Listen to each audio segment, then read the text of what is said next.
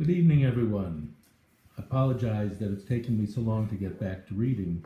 Let's start Chapter 6 of Treasure Island, The Captain's Papers. As you remember, when last we left Jim Hawkins, he was riding to Squire Trelawney's and Dr. Livesey's house to drop the map off and to tell them what had happened. We rode hard all the way till we drew up before Dr. Livesey's door. The house was all dark to the front. Mr. Dance told me to jump down and knock, and Dogger gave me a stirrup to descend by.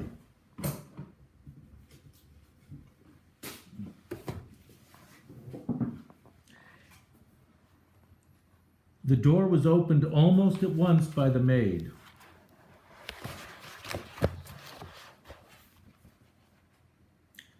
"Is Dr. Livesey in?"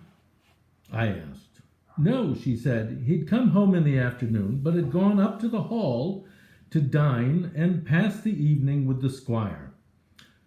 "So, there we go, boys," said Mr. Dance. This time, as the distance was short, I did not mount, but ran with Dogger's stirrup leather to the lodge gates and up the long, leafless, moonlit avenue to where the white line of the hall buildings looked on either hand on great old gardens. Here Mr. Dance dismounted, and taking me along with him, was admitted at a word into the house. The servant led us down a matted passage and showed us at the end into a great library, all lined with bookcases and busts upon the top of them, where the squire and Dr. Livesey sat, pipe in hand, on either side of a bright fire. I had never seen the squire so near at hand. He was a tall man, over 6 feet high, and broad in proportion, and he had a bluff, rough and ready face, all roughened and reddened and lined in his long travels. His eyebrows were very black and moved readily, and this gave him a look of some temper, not bad, you would say, but quick and high. "Come in, Mr. Dance," says he, very stately and condescending. "Good evening, Dance," says the doctor with a nod. "And good evening to you, friend Jim. What good wind brings you here?" The supervisor stood up straight and stiff and told his story like a lesson. And you should have seen how the two gentlemen leaned forward and looked at each other and forgot to smoke in their surprise and interest. When they heard how my mother went back to the inn, Dr. Livesey fairly slapped his thigh, and the squire cried, "Bravo!" and broke his long pipe against the grate.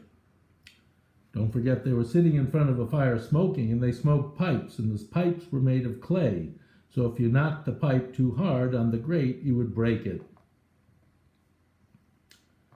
Long before it was done, Mr. Trelawney, that you will remember was the squire's name, had got up from his seat and was striding about the room, and the doctor, as if to hear the better, had taken off his powdered wig and sat there looking very strange indeed with his own close-cropped black poll. A poll is a head. And people wore wigs in those days. Men wore wigs. And they powdered them so they always looked white. At last Mr. Dance finished the story. "Mr. Dance," said the squire, "you are a very noble fellow. And as for riding down that black, atrocious miscreant, I regard it as an act of virtue, sir, like stamping on a cockroach. This lad Hawkins is a trump, I perceive. Hawkins, will you ring that bell? Mr. Dance must have some ale." "And so, Jim," said the doctor, "you have the thing that they were after, have you?" "Here it is, sir," said I, and I gave him the oilskin packet. The doctor looked it all over as if his fingers were itching to open it, but instead of doing that, he put it quietly in the pocket of his coat. "Squire," said he, "when Dance has had his ale, he must, of course, be off on his Majesty's service." Don't forget, Dance was a revenue agent. "But I mean to keep Jim Hawkins here to sleep at my house, and with your permission, I propose we should have up the cold pie and let him sup." "As you will, Livesey," said the squire. "Hawkins has earned better than cold pie." So a big pigeon pie was brought in and put on a side table, and I made a hearty supper, for I was as hungry as a hawk, while Mr. Dance was further complimented and at last dismissed after he drunk his ale, which is like beer. "And now, squire," said the doctor. "And now, Livesey," said the squire in the same breath. One at a time, laughed Dr. Livesey. "You've heard of this Flint, I suppose?" "Heard of him?" cried the squire. "Heard of him, you say? He was the bloodthirstiest buccaneer that sailed. Blackbeard was a child to Flint. The Spaniards were so prodigiously afraid of him that, I tell you, sir, I was sometimes proud he was an Englishman.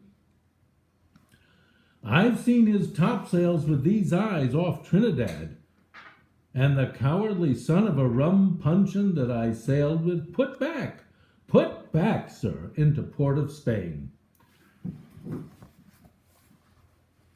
"Well, I've heard of him myself in England," said the doctor. "But the point is, had he money?" "Money?" cried the squire. "Have you heard the story? What were these villains after but money? What do they care for but money? For what would they risk their rascal carcasses but money?" "That we shall soon know," replied the doctor. "But you're so confoundedly hot-headed and exclamatory that I cannot get a word in. What I want to know is this. Supposing that I have here in my pocket some clue to where Flint buried his treasure, will that treasure amount to much?" "Amount, sir?" cried the squire. "It will amount to this. If we have the clue you talk about, I fit out a ship in Bristol dock and take you and Hawkins here along, and I'll have that treasure if I search a year." "Very well," said the doctor.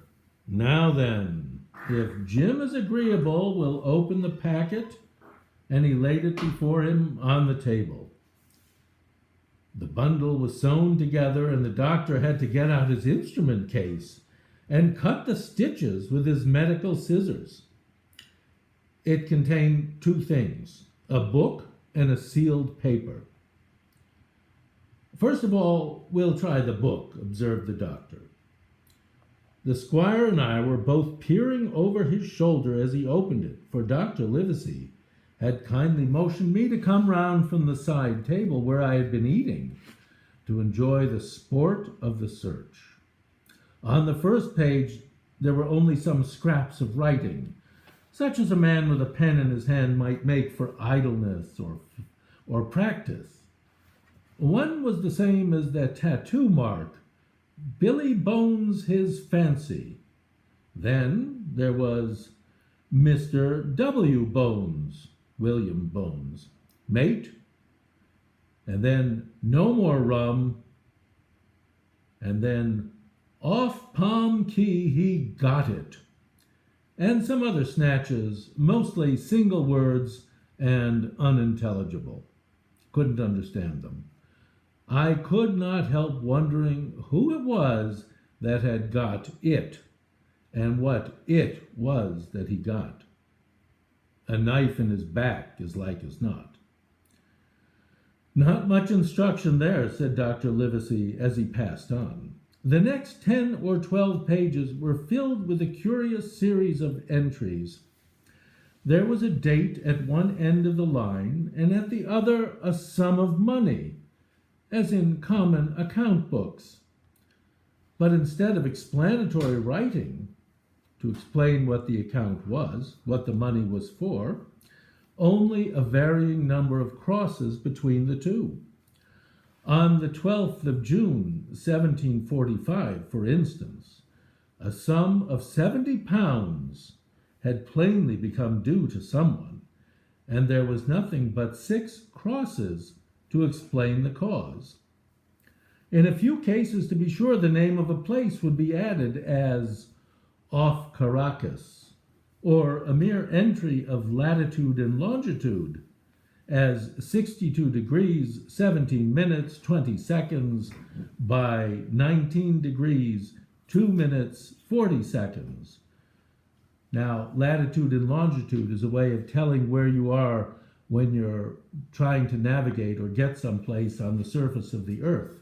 And I'm going to try to show you a picture of where 62 degrees 17 minutes 20 seconds is. That is the latitude, and the longitude is 19 degrees 2 minutes and 40 seconds. And let's see if I can make this show the picture. Is it showing? No. Show me. How about now? Oh, We close? no. Further that one. Let's see. Where am I? Oh, why is it backwards suddenly? Oh, it's taking the picture backwards. Hold on, Kay. We've got to show it this way. There we are. Now, But your hand is in front of you. okay, if you look, you see, I'm trying to do this. Okay, let's find my pointer. That's good, get a pointer or a pencil. Wrong one. Pencil? No, where's my, here. Okay, Now here you is see it, it's the just- 60, No. You have to pull it up more. There. okay, now we got it. I'm sorry, it's a little difficult to do this. Here at the green spot is 62 degrees. That's where that is. Now, if we go out a little bit, you can see that this is located. Here's the globe of the Earth on Google Maps. Here is South America. This area is called the Cape Horn. This is Antarctica, the most southernmost continent on the Earth. And this site is just north of Antarctica in a miserable area. One of the worst, most stormiest areas on the Earth. Now, let's see if we can get up to where they had been. Port of Spain is in this area. That's where they're going to be going to. And just quickly, they are coming from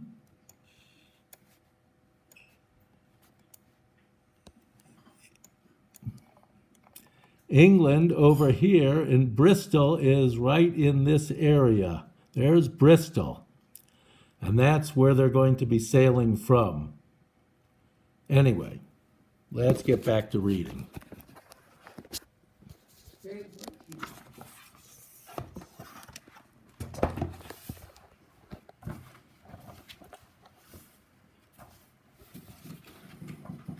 Give me a moment. The record lasted nearly over nearly 20 years. The amount of the separate entries going larger as time went on, and at the end, a grand total had been made out after 5 or 6 wrong additions. In short, he had trouble adding and subtracting. And these words, Bones, his pile. Now we're pretty sure we know who Bones is, and we think that Bones was the captain. I can't make head or tail of this, said Dr. Livesey. The thing's as clear as noonday, cried the squire. This is the Black-Hearted Hound's account book. These crosses stand for the names of ships or towns that they sank or plundered. The sums are the scoundrel's share, and where he feared an ambiguity, meaning he wasn't sure where it might be when in the future, you see he added something clearer, like off Caracas. Now, you see, here was some unhappy vessel boarded off that coast. God help the poor souls that manned her, coral long ago, meaning they were thrown overboard, their bones were on the bottom of the sea, and the coral had grown over them. Right, said the doctor. See what it is to be a traveler? Right. And the amounts increased, you see, as he rose in rank. There was little else in the volume, but a few bearings of places noted in the blank leaves towards the end, and a table for reducing French, English, and Spanish monies to a common value. Thrifty man, cried the doctor. He wasn't the one to be cheated. And now, said the squire, for the other. The paper had been sealed in several places with a thimble by way of seal. The very thimble, perhaps, that I had found in the captain's pocket. The doctor opened the seals with great care, and there fell out the map of an island, with latitude and longitude, soundings, names of hills and bays and inlets, and every particular that would be needed to bring a ship to a safe anchorage upon its shores. It was about 9 miles long and 5 miles across, shaped, you might say, like a fat dragon standing up, and had 2 fine landlocked harbors, and a hill in the center part marked the Spyglass.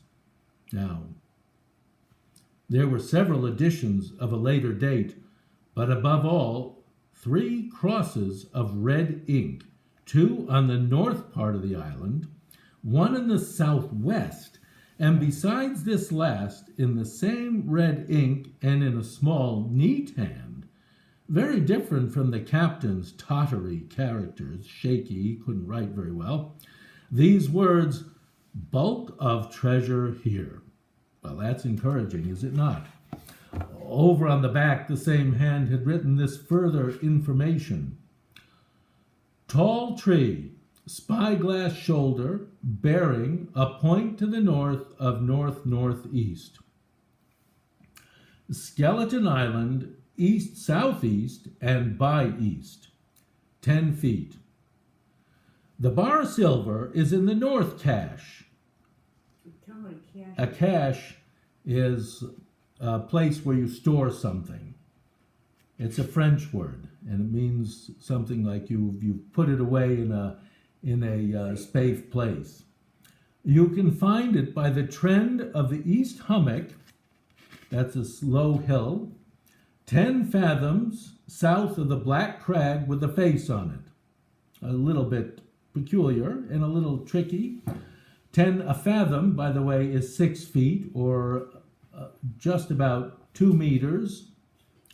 So 10 fathoms would be 60 feet south of the Black Crag with a face on it.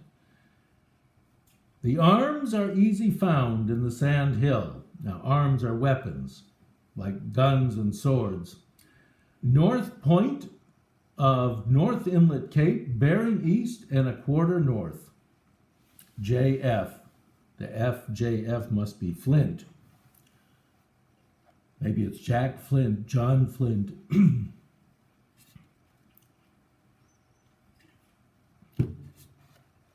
That was all, but brief as it was, and to me incomprehensible, it filled the squire and Dr. Livesey with delight.